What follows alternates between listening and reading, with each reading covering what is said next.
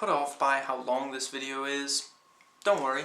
I tend to jam-pack my videos with as much content, as many details as I possibly can, and I try to talk pretty fast. So while the video is a bit on the long side, I don't repeat myself, and I get into a lot of details about the subject that, pretty much anything that I feel I can comment on and that I think you might find interesting. If the video is simply too long for you, I did record a shorter version, and the link is in the description box. 300 movie view. The year is 480 BC. The Persian Empire is threatening Greece with invasion and enslavement. King Leonidas of Sparta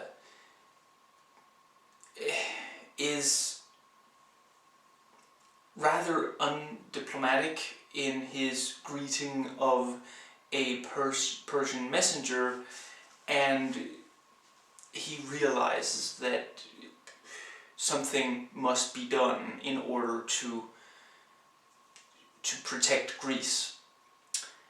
And when the ephors and their oracle is basically like priests, refuse for him to take the army into battle, he wouldn't be able to, it would be illegal for him to bring the army. So he brings what he can, the 300 men in his personal guard, to the hot gates is what they call it, and there they will make one last stand against the Persian Empire and prove to the so-called God King Xerxes that not everyone will kneel before him. This, perhaps I should discuss this as an adaptation first. Now, courtesy of the library, I managed to read the entire original, and Frank Miller's work in the comic is quite, it's translated quite well. There are, of course, some things that are a little more troublesome. His use of silhouette, of these stark contrasts, is difficult to translate into film, into moving pictures. It's very much, there's a lot of blank space in his art, and basically, you use your imagination to fill that in. That's not going to work in a live-action film. So, yes, live-action, heavily CGI'd. Anyway, it's not 2D animation, is what I'm saying. And that's an area where Sin City, the movie, did better, because it's just, part of it is that it's in black and white. It allows it to obscure more detail, where here that doesn't work out quite as well. Now, it is a highly faithful adaptation. Some have said that it's excessively, the slavish devotion to bring the panels to the screen kind of hamper the battle scenes and the like.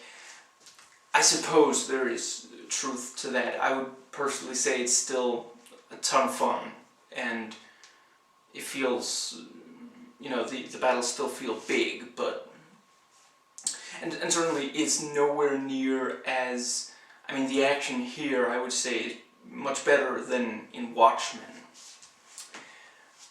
which is definitely a film that's hampered by the slavish devotion.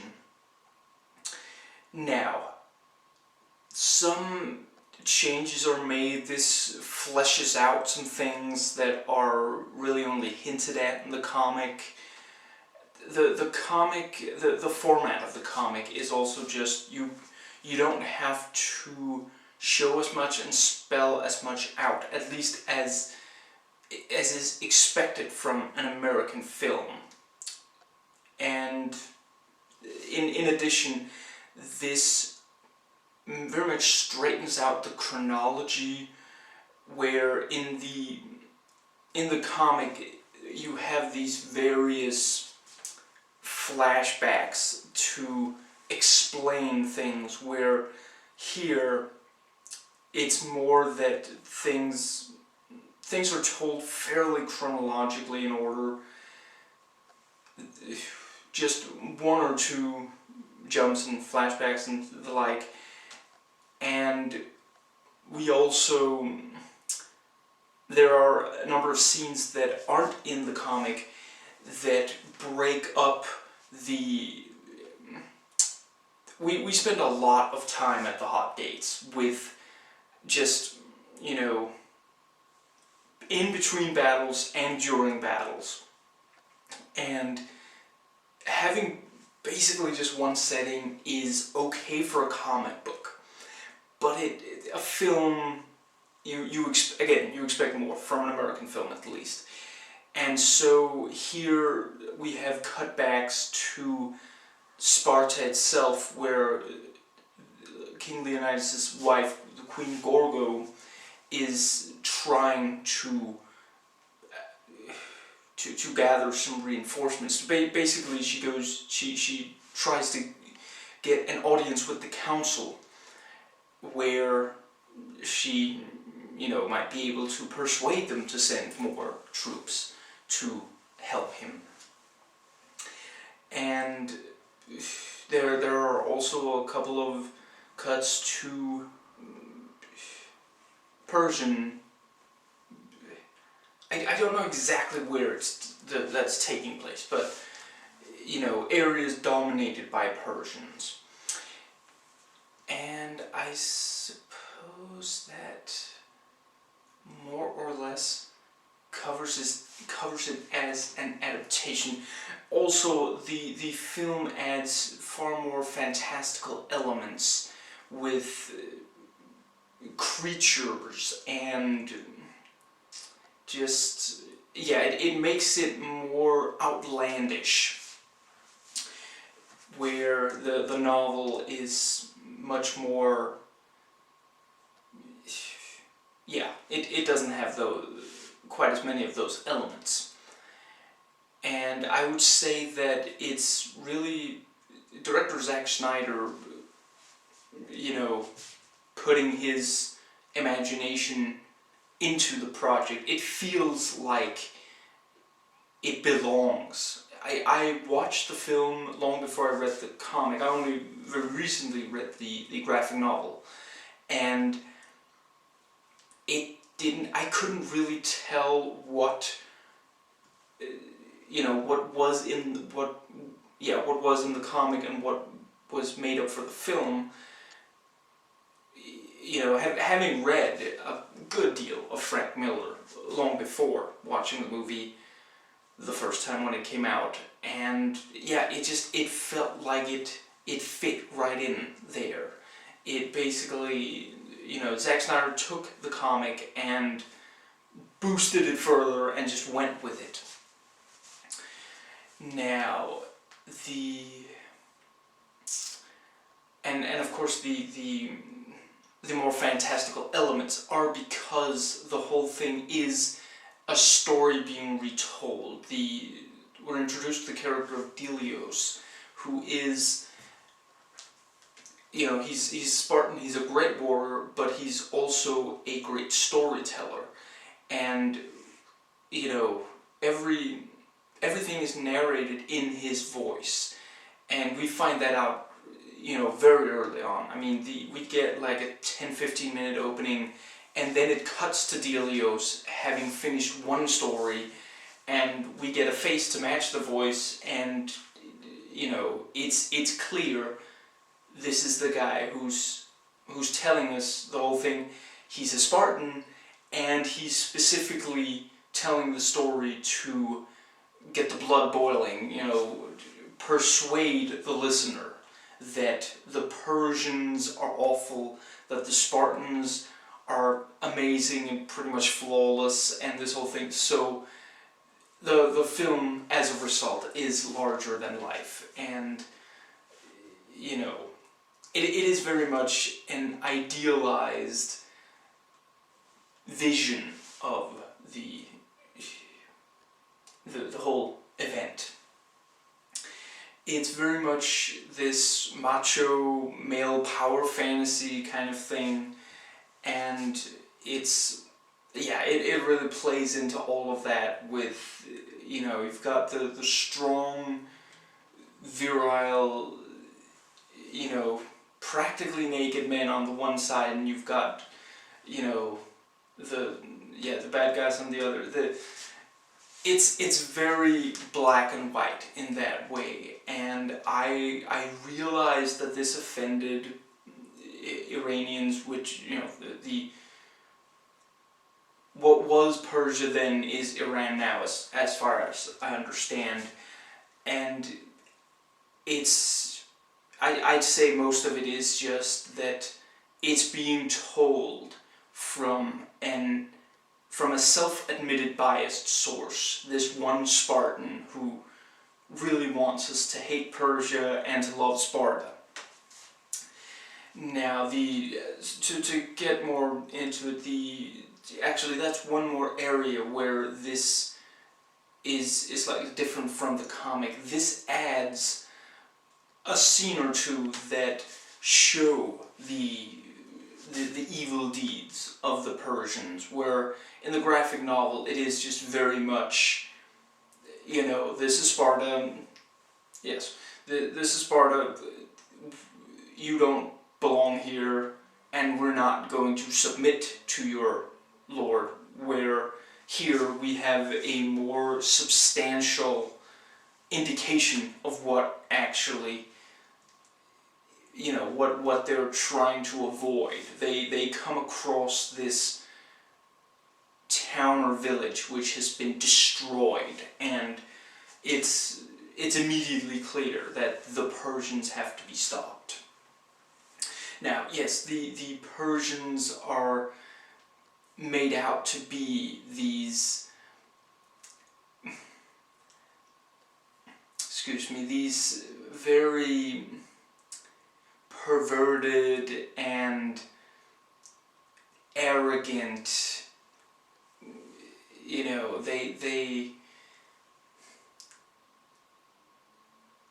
there's this running theme of the Persians either demanding submission or bribing people.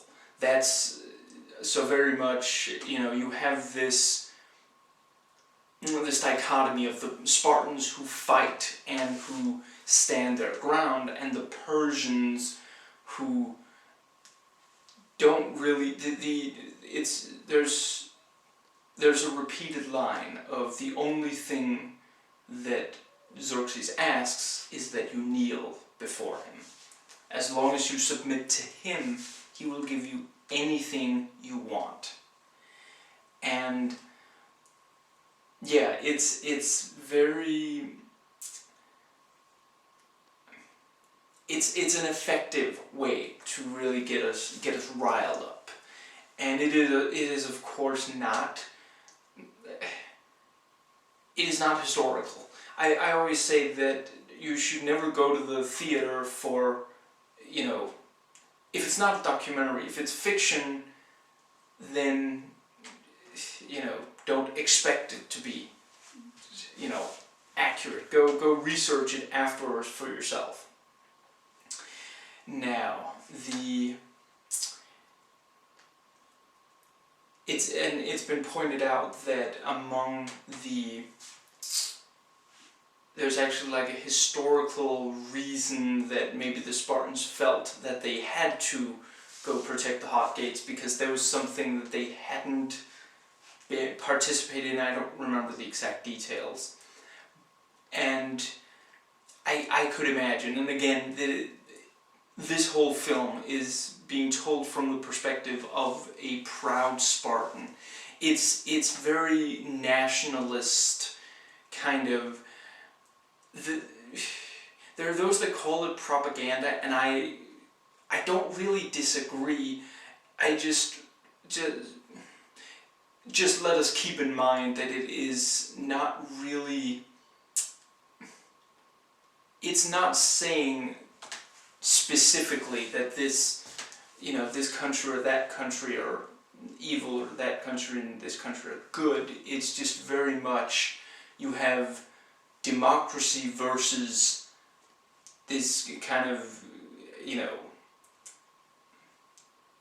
tyrannical regime. There is a continued, again, dichotomy of the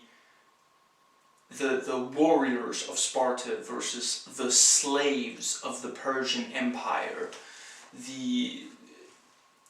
You have these proud men who have trained all their lives to be warriors, and then with Persia, they're all just slaves. They're there to be used by others. There are several very strong values in this of excuse me, glory, responsibility, honor, it's sacrifice, loss. It's very much something that gets you. If this was made back when, Greece and Persia, then this would work as a kind of, as a propaganda piece that riled people up and got them to sign up for, for a tour of duty. Now, it's also worth noting Frank Miller wrote the graphic novel in '98 based on, having wanted to do it for a while. When he was a kid, he watched the 1962 movie The 300 Spartans, and it forever altered his concept of the hero with the notions of that the hero doesn't always win, and that sometimes the hero has to sacrifice himself in order to be a hero. And this is also very clearly shown here in this, that there is the idea of dying on the battlefield is,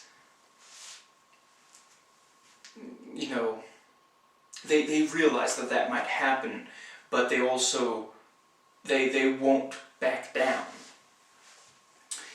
Now, the film is heavily stylized with, it's been noted that there's never any blood on the ground. You might see it flying through the air, but it never really touches the ground, and we have some, there are various aspects, and again, this is done as entirely intentionally. It is supposed to be a arousing tale. It's not supposed to seem realistic, and the Spartans are nearly naked, and this follows the Roman art concept of heroic nudity, of showing the beauty of the human body, whereas in reality the Spartans did wear armor. Now, the use of color is quite nice. The things tend to be rendered in either this very golden sunlight or this blue hue of moonlight, and everything really looks at the same time kind of, you know, real period piece kind of thing, and at the same time kind of grand. And, you know, without giving too much away, you see in some of the trailers, there's this giant that they use to fight, and Xerxes himself is like, you know, huge, tall guy. So it's, yeah, and it mixes the two rather well. There's also an extreme amount of violence, or extreme, the violence is gratuitous, is perhaps the better way to express it. And the use of green screen, pretty much everything being green screened, makes it feel more painted than real. Not so much filmed as painted carefully. And I think this is the first film where Snyder utilizes the slow motion, fast motion kind of, you know, his trademark of that. I'm pretty sure there wasn't any in his Dawn of the Dead remake, but it has been a while. So it's very useful in making it feel like a comic book. It has this feel of sort of the unreal, and it's also, you know, it's been noted that there's a lot of slow motion in the film, and there is, but it's rather well used. I don't think there was really anything where it felt like something shouldn't have been in slow motion, or a slow motion scene went for too long or the like, which is very much, you know,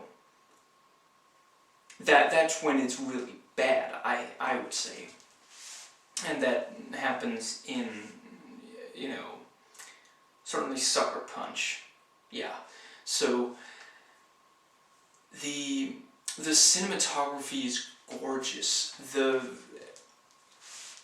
A lot of the fights, you'll have at least one shot where the camera kind of stays for a while on just one or maybe a couple of the Spartans fighting, and it will just follow them as they, you know, run and attack one by one. It might spin slowly around them to, you know, and just one Persian after another rushes in and is killed, and it's very much these typical Hollywood action hero moments where the hero is invulnerable and with ease takes out numerous of, you know, very powerful enemies.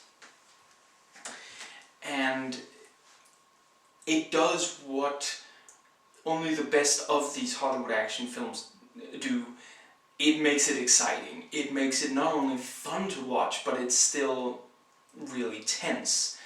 The battle involving the giant, for example, and just various of them, there is a clear, like, as the movie progresses, more difficult, you know, tougher opponents, you know, emerge from the Persian forces, and we do see that, you know, not everyone is taken out with ease.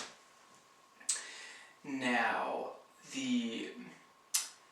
it's very much a fun ride, and that sounds like the kind of thing that, you know, it's a roller coaster ride that can be said about any movie, but it really is the kind of thing where you just sit down for, the hour and 45 minutes it lasts, and you just have fun. It's enjoyable from start to finish. There's no point where you really want it to end, or anything like that. There's a nice sort of Shakespearean backstory to some of it. We have this. It's said very early on in the film that basically the Spartan society used eugenics, and as far as I understand, they did so in real life as well. And basically, there's this one guy who shows up and tries. He wants to help. Named Ephialtes, and he is deformed, and the only way he survived was by his parents taking him out of Sparta when he was born, because they could tell that otherwise he would simply be discarded. And I'm not going to give away exactly where these things go, but it's, there is something to it. It is an interesting exploration, and I've seen that apparently some people felt that this was like anti-disabled. I don't really see it. I can't really discuss it in detail in this video because of spoilers, but I personally read it the exact other way around. Now,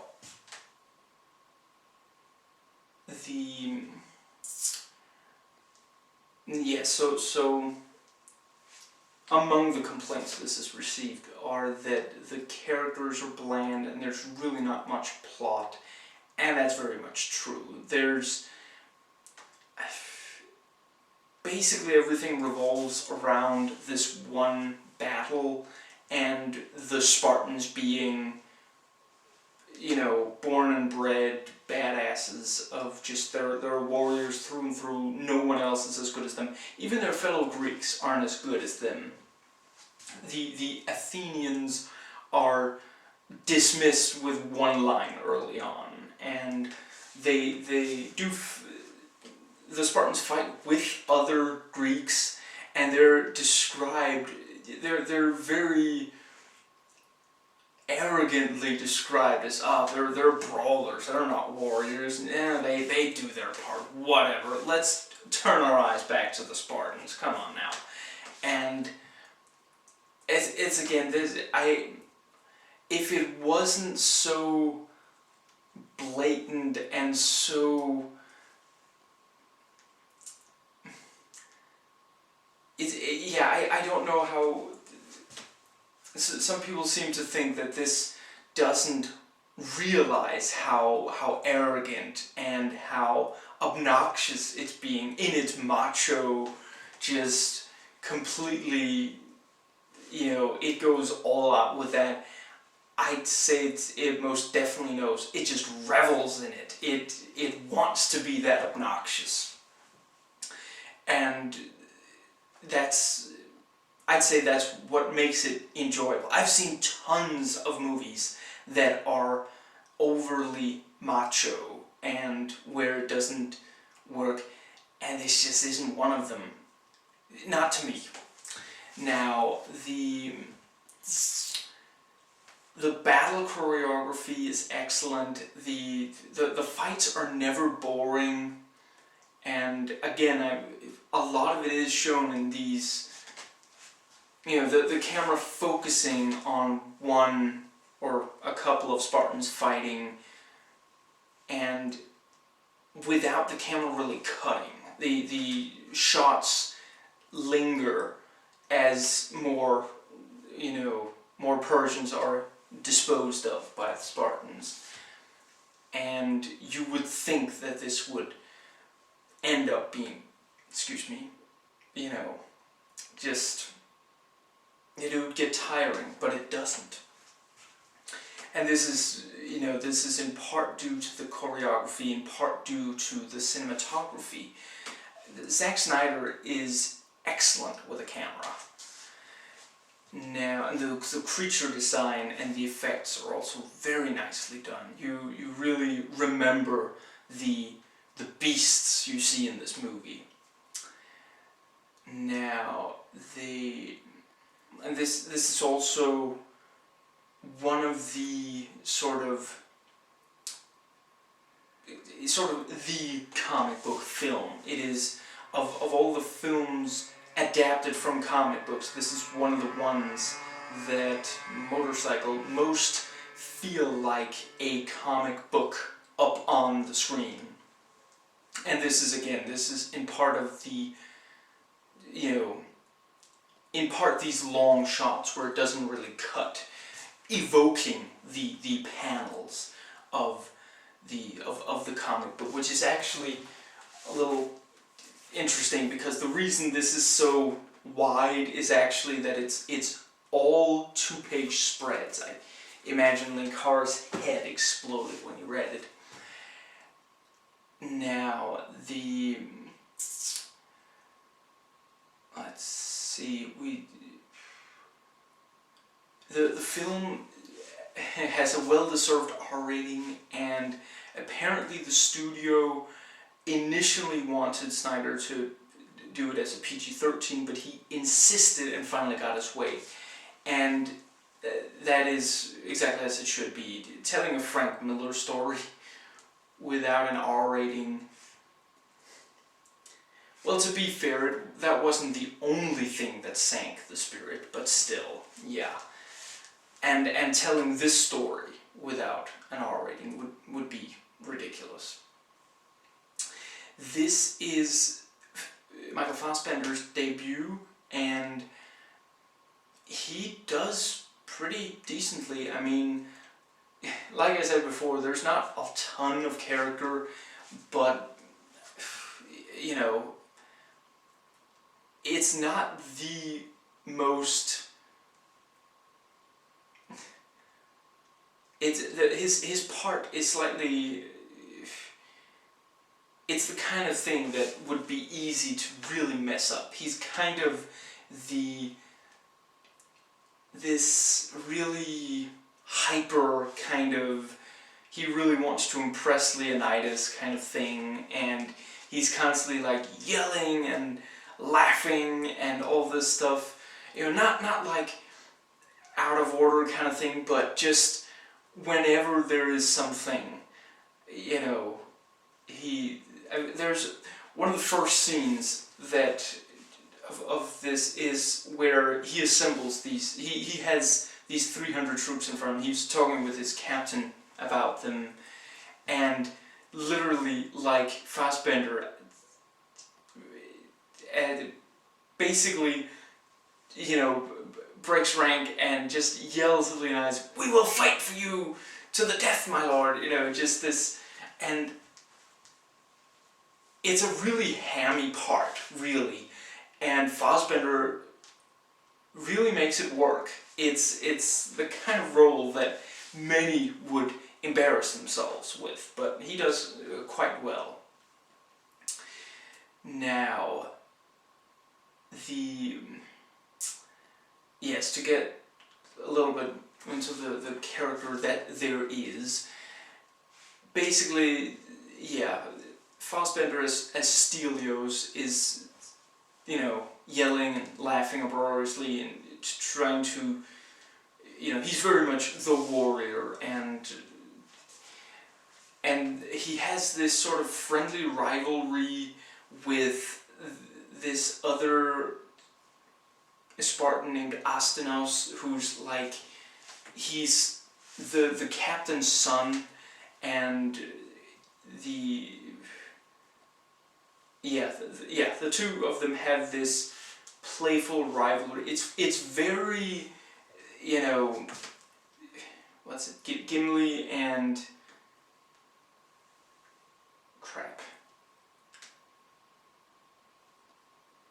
yeah, the elf, you know, Lord of the Rings, with, you know, counting kills, that kind of thing. And it is indeed true. You could switch their lines and you wouldn't be able to tell the difference. They're essentially the same character. And I mean, even Stelios had a little bit of an arc in the comic where he starts as kind of the put upon. He's very much the one struggling to keep up, and basically, you know, the captain refuses to call him, but he calls him something like Trip Leos because he trips at the start of the comic, and only over the course of it does he earn the respect of the captain and Leonidas. And in this is just, in fact, in this early on he says, "Oh, I've fought tons of battles," where very much the idea you get from the comic is this is maybe his first battle ever, and yeah, so that.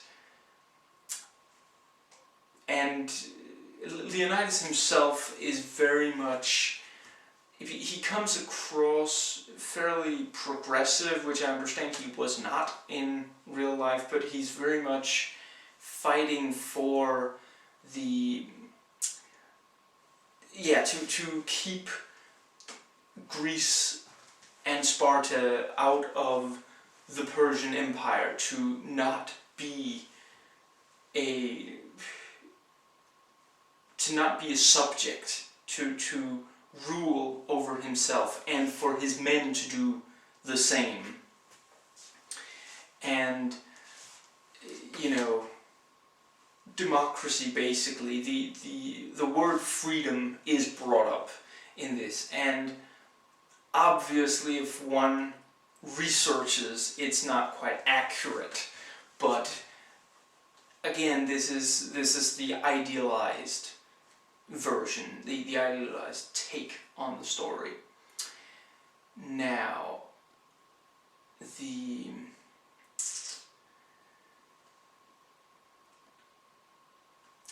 fighting choreography is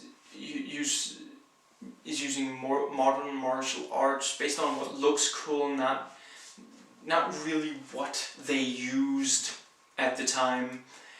And is worth noting that the Spartans fight as a group. It's not the typical Hollywood action flick of the individual kind of thing. It's, in fact, this might be the, you know, this is one of the more kind of, you know, group-oriented. I suppose it's like, you know, the older war films where it's, you know, I guess stuff like Saving Private Ryan, where it's very much we all fight together and this is, you know, this is bigger than any one of us kind of thing. Now, and yes, as already mentioned, there's the nationalism trait. There's also, you know, some traditional values in there of, you know, I'll get back to that one. Now, yes, see, so the other characters, the queen, Gorgo, played by Lena Headey, is mostly just devoted to Leonidas and kind of, yeah, there's not an awful lot else going on there. There's clearly love between them, and she's willing to go to great lengths to ensure that there will be, you know, support of, you know, more troops. And then we have Xerxes. I was very surprised when I found out that Xerxes was played by, I think it's Rodrigo Santoros, who was Lost's Paolo, of Nikki and Paolo. And as much as I hated him on that show, he is fantastic here. Just the hubris of Xerxes, this, again, the whole Persian thing is very much embodied in him, the narcissism, the arrogance, excuse me, they are certain that they are better. And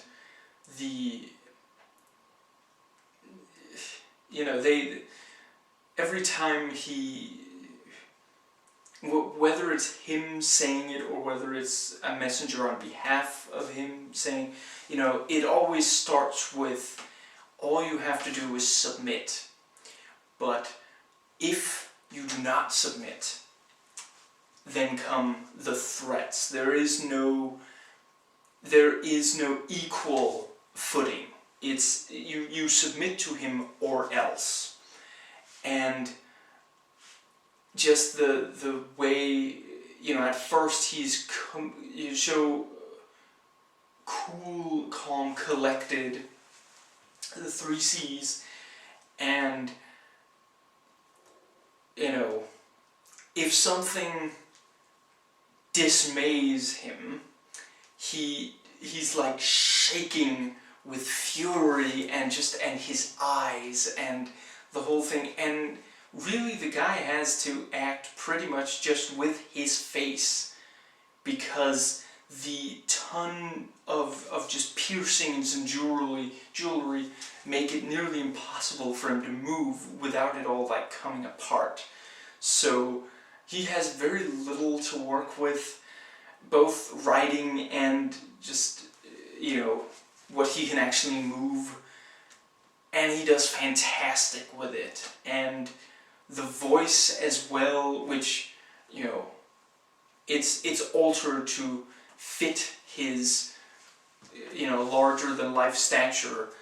And yeah, the whole thing just works. You can understand why, why they would look at him and say, well, that's not just a man, that's a god. Now,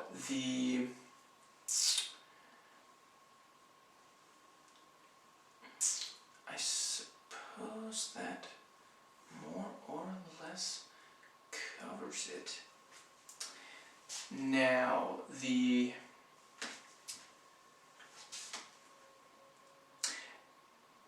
in addition to the scenes with the queen back at Sparta, this also adds the character of Theron, a politician, a part of the council, and he feels like he's right out of a Frank Miller story. It's very much this corruptible and contemptible politician. And I think it's Dominic Cooper who plays him, and just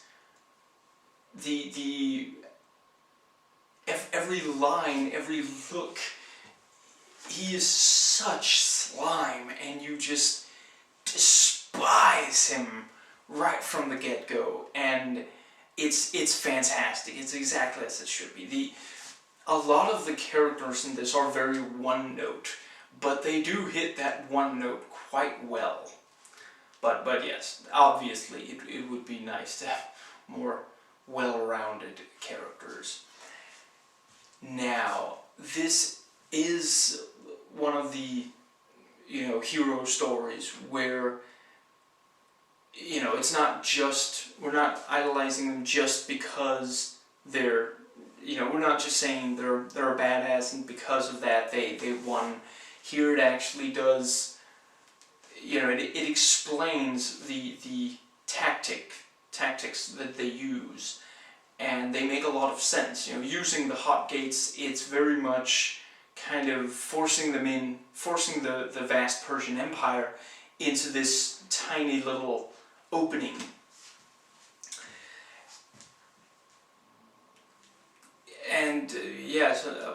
Some people will pay a lot of money to watch that kind of thing, and because of the tight opening, their numbers won't matter, as Leonidas puts it. And that's basically, so it's not just, you know, idolizing this, you know, group or this battle because they were badasses.